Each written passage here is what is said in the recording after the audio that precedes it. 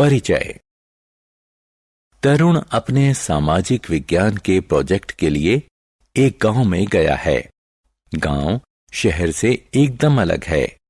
गांव बहुत हरा भरा है, जबकि शहर में हरियाली मुश्किल से मिलती है। गांव की हवा में ताजगी है, प्रदूषण का नामो निशान नहीं है। तरुण के लिए यह एकदम नया अनुभव है। उसे तो शहर में धुआं और जहरीली गैसें गटकने की आदत है। तरुण के दिमाग में यह सवाल आया कि क्या यह अंतर पेड़ों के कारण है। इस पाठ में हम विस्तार से जंगलों की बात करेंगे।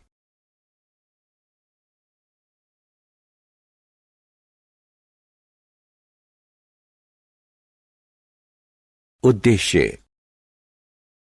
इस पाठ के अंत में आप निम्न करने में सक्षम हो जाएंगे: जंगलों की परिभाषा बताना, जंगलों की संरचना बताना, जंगल से मिलने वाली चीजों की सूची बनाना, खाद्य श्रृंखला की परिभाषा बताना, खाद्य श्रृंखला के अंगों की सूची बनाना, इंसानों के लिए जंगलों का महत्व बताना।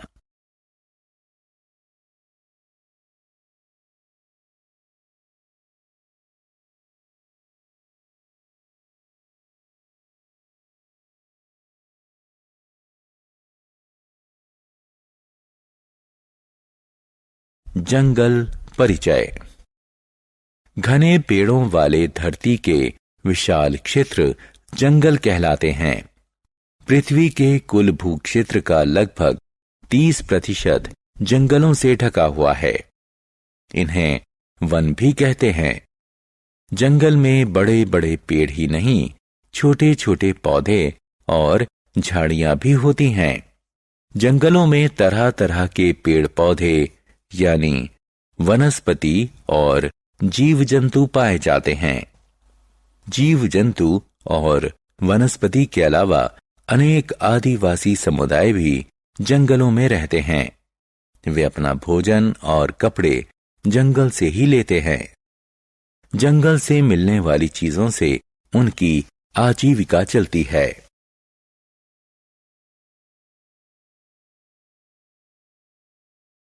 जंगलों की संरचना।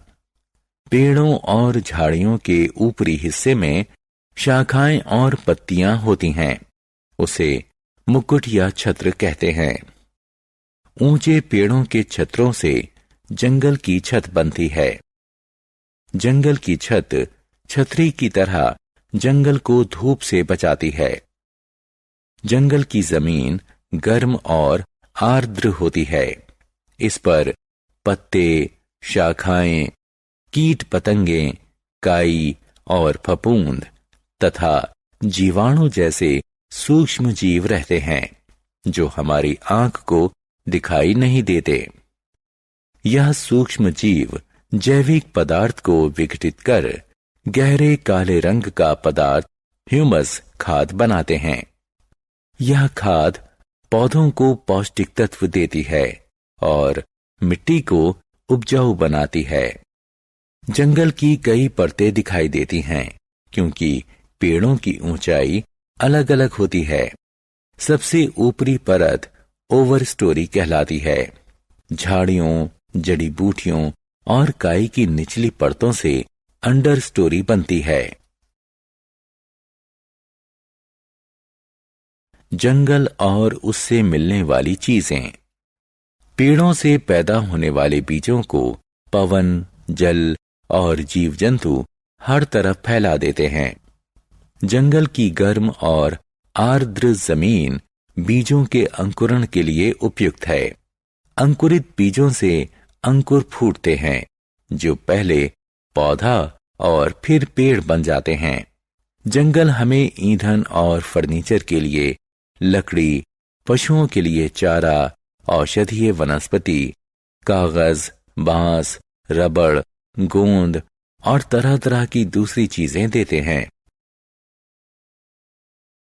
खाद्य श्रृंखला। नाश्ते का समय है।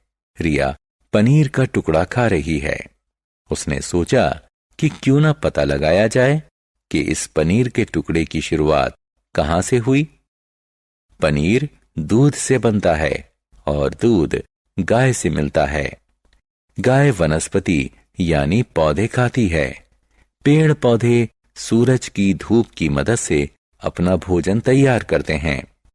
इस तरह रिया खाद्य श्रृंखला की पहली कड़ी तक पहुंच गई है। खाद्य श्रृंखला ऐसा सिलसिला है जिसमें ऊर्जा एक जीव से दूसरे जीव तक पहुंचती है।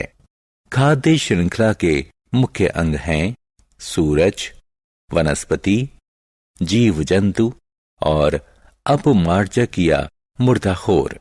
सूरज ऊर्जा का प्रधान स्रोत है। वनस्पति उत्पादक है क्योंकि वह धूप की मदद से अपना भोजन तैयार करती है। जीव जंतु यानी पशु उपभोक्ता हैं। जीव जंतु वनस्पति खाने वाले शाकाहारी या मांस खाने वाले मांसाहारी हो सकते हैं। कुछ जीव जंतु सर्वाहारी यानी वनस्पति और दूसरे जीवों दोनों को खाने वाले हो सकते हैं। अपमार्जक मुर्दा जीवों को खाते हैं। आइए खाद्य श्रृंखला का एक आसान सा उदाहरण लेते हैं। वनस्पति धूप की मदद से अपना भोजन तैयार करती है। वनस्पति को हिरण ने खाया, हिरण को शेर ने खाया। शेर मर गया तो गिद्ध और हाइना जैसे मुर्दाखोर उसका गोश्त हजम कर गए। फफूंद और जीवाणु जैसे विघटकों ने बचे खुचे मृत जीवों का सफाया किया और उन्हें विघटित कर खाद बनाई, जिससे वनस्पति को पोषण मिला। इस तरह खाद्य श्रृंखला का चक्र पूरा हो गया। जंगलों में ऐसी अनेक खाद्य श्रृंखलाएं पनपती हैं और आपस में जुड़कर खाद्य जाल बुन लेती हैं। जंगल पृथ्वी के हरित फेफड़े। पहाड़ों पर घने जंगल होते हैं। जंगल प्रकाश संश्लेषण की क्रिया से वायुमंडल में ऑक्सीजन और कार्बन डाइऑक्साइड के बीच संतुलन रखते हैं।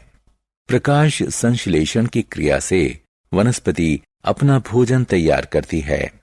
इस क्रिया में पौधों की पत्तियां सूरज के प्रकाश की मदद से कार्बन डाइऑक्साइड और जल से भोजन तैयार करती हैं। इंसान और जीव जंतु कार्बन डाइऑक्साइड छोड़ते हैं। वनस्पति मिट्टी से जल सोखती है। प्रकाश संश्लेषण से शर्करा और ऑक्सीजन बनती है। शर्करा पेड़ पौधों यानी वनस्पति के बाकी हिस्सों में चली जाती है। ऑक्सीजन हवा में छोड़ दी जाती है, जिससे इंसान और जीव जंतु सांस लेते हैं। इसीलिए जंगलों को पृथ्वी को प्राणवायु देने वाले फेफड़े कहते हैं। जंगल और जल चक्र। जंगलों की जल चक्र में महत्वपूर्ण भूमिका है। वे वाष्पीकरण के माध्यम से इसमें योगदान करते हैं।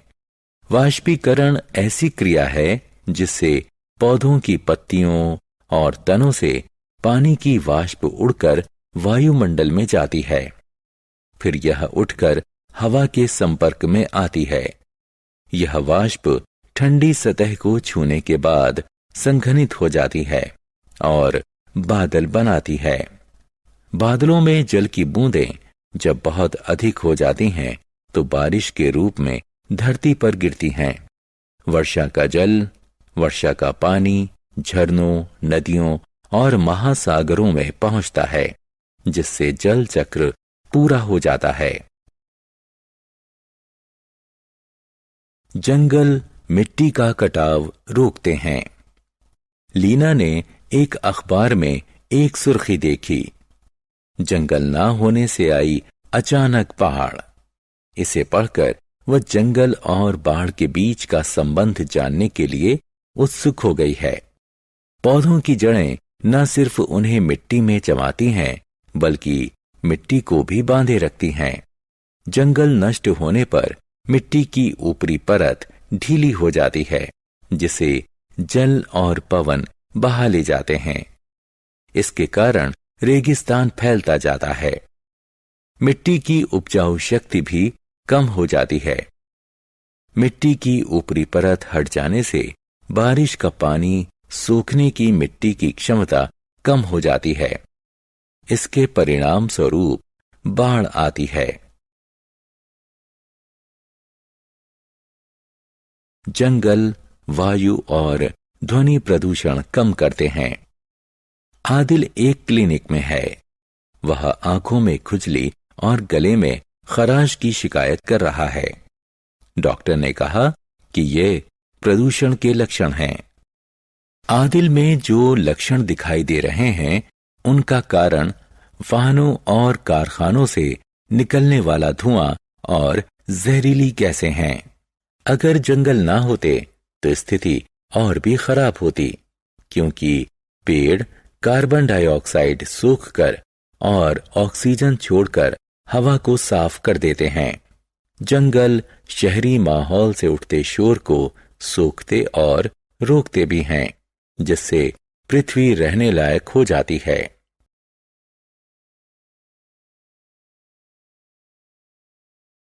सारांश। आइए हमने जो कुछ सीखा है उसे संक्षेप में दोहराएं।